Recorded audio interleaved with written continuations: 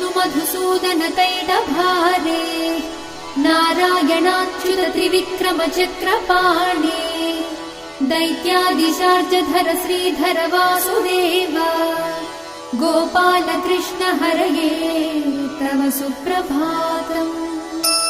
श्रीरुक्मिणी सभवनास हरे मुरारे राधेश गोपसि स्वरूप भृगादिवन्द्या श्रीद्वारकाश्रय विकुण्ठपते भुवनैकमूर्ते गोपाल देव हरये तव सुप्रभातम्।